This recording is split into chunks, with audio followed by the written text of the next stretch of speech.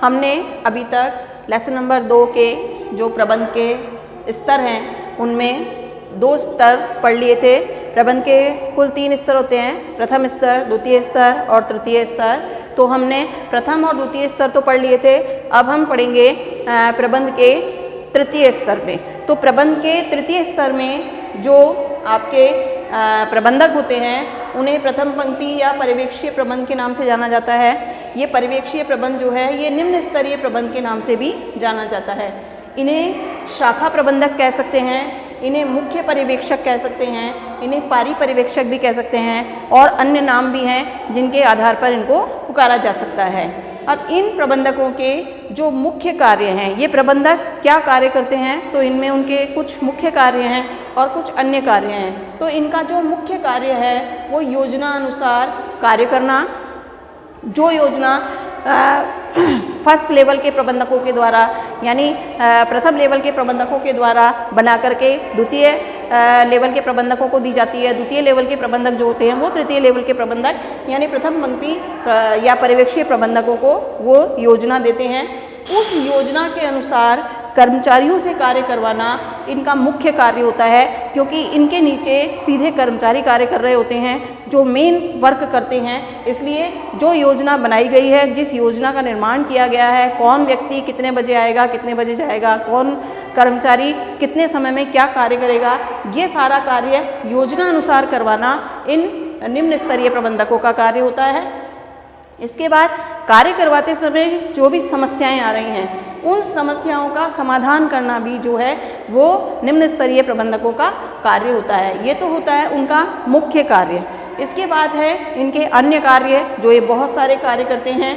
तो नंबर 1 संचालकीय योजना बनाना। संचालकीय योजना बनाने का मतलब होता है जो प्लानिंग यानी जो नियोजन किया जाता है वो नियोजन किया जाता है साल भर के हिसाब से कि एक साल में कुल जो कंपनी है उसका टारगेट क्या होगा, उसका लक्ष्य क्या होगा। उस लक्ष्य के अनुसार जो सेकंड लेवल के प्रबंधक होते हैं उस लक्ष्य को प्रति माह में विभाजित करते हैं कि हर महीने जो कार्य होगा वो कितना होगा। फिर उसके बाद जो तृतीय स्तर के प्रबंधक होते हैं यानी निम्न स्तरीय प्रबंधक होते हैं ये उस प्रति माह की योजना को प्रतिदिन की योजना में परिवर्तित करते हैं कि एक दिन यानी प्रतिदिन जो कार्य होगा एक दिन में कितना कार्य होगा। तो यहाँ पर यही कहा जा रहा है संचालकीय योजना बनाना, यानी जिस स्तर पर कर्मचारियों को कार्य करना है वहाँ पर एक दिन में उनको कितना कार्य करके देना है। ये योजनाएं जो होती हैं ये संचालकीय योजनाएं कहलाती हैं। तो इनका जो अन्य कार्य है वो पहला कार्य है संचालकीय योजना बनाना। इसके बाद इनका दूसरा कार्य है, क्योंकि वो प्रतिदिन का कार्य उनको सौंपा गया है यानी एक कर्मचारी को अगर 8 घंटे कार्य करना है तो 8 घंटे का कार्य उसको सौंप दिया गया है।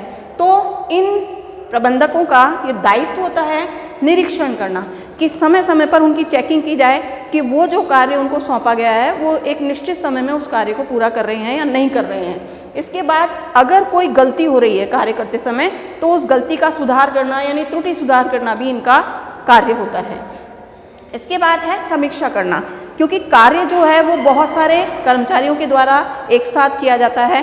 तो समय समय पर निरीक्षण करके ये देखा जाता है, समीक्षा की जाती है कि हर कर्मचारी प्रत्येक कर्मचारी अपने कार्य को सही तरीके से कर रहा है या नहीं कर रहा है। ये समीक्षा करना भी इन निम्न स्तरीय प्रबंधकों का कार्य होता है।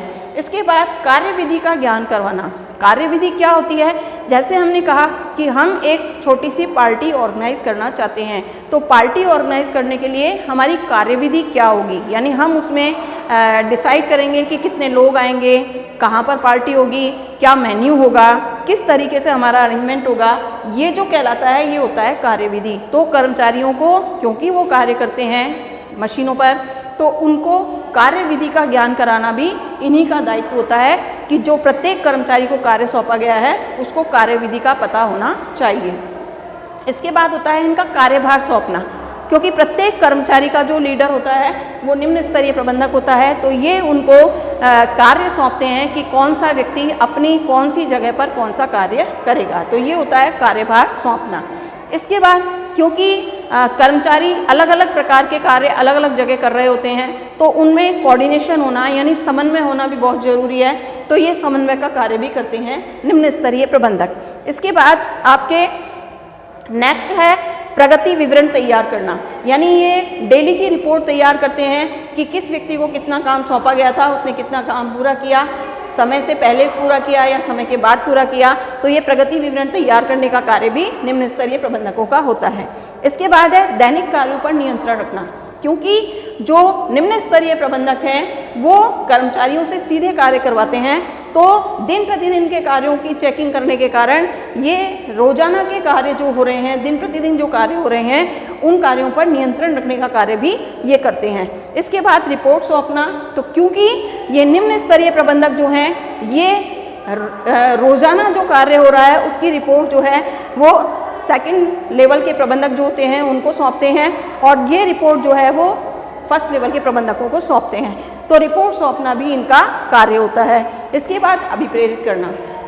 अभिप्रेरण का मतलब होता है एक कर्मचारी जिसमें कार्य करने की क्षमता भी है, वो कार्य करना जानता भी है, लेकिन वो अपनी पूरी क्षमता का उपयोग नहीं कर रहा है। जैसे कि हम ये कहें कि एक कर्मचारी जो है एक दिन में 10 चीज़ों को बना सकता है, उसमें क्षमता है कि वो 10 चीज़ों को बना सकता है, लेकिन फिर भी वो कार्य स्लो कर रहा है और वो ज़्यादा से ज़्यादा 8 चीज़ों का निर्माण कर रहा है। तो उसमें क्षमता तो 10 की है, लेकिन वो कर कितना रहा है, 8।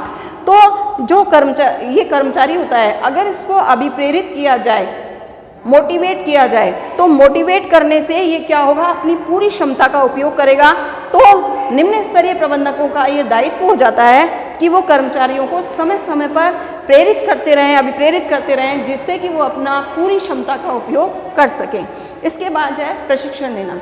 हम ये अच्छी तरह से जानते हैं कि जो व्यावसायिक वातावरण है उसमें तेज़ी से परिवर्तन होता रहता है, नई नई टेक्नोलॉजी मार्केट में आती रहती है, और ये टेक्नोलॉजी जो होती है ये जो कर्मचारी होते हैं उनको इसको समय समय पर सिखाने की आवश्यकता होती है। तो अगर कोई टेक्नोलॉजी में परिवर्तन आ रहा है तो प्रबंधकों का ये दायित्व हो जाता है कि जो कर्मचारी हैं उनको प्रशिक्षण भी दिया जाए। लास्ट जो आपके इसमें है कार्यों का मूल्यांकन करना। जो भी कर्मचारी जितना भी कार्य उसको सौंपा गया है, उसको सौंपे गए कार्य का मूल्यांकन किया जाता है कि वास्तव में उस कर्मचारी में जितनी क्षमता थी कार्य करने की, उसने अपनी पूरी क्षमता का उपयोग किया है या नहीं, और उसने जो कार्य संपन्न किया है, जो कार्य पूरा किया है, वो पूरा कार्य उसने दिए गए कार्य के अनुसार या योजना के अनुसार उसने उस कार्य को पूरा किया है या नहीं। ये सारे कार्य जो हैं ये निम्न स्तरीय प्रबंधकों के अन्य कार्य हैं। तो ये निम्न स्तरीय प्रबंधक जो होते हैं ये इस प्रकार से अपना कार्य करवाते हैं। ये हमने तीनों जो प्रबंधक थे, फर्स्ट, सेकंड और थर्ड, तीनों प्रबंधकों के जो है कार्य वो हम पढ़ चुके हैं। अब हम नेक्स्ट जो है वो अगले टॉपिक में पढ़ेंगे।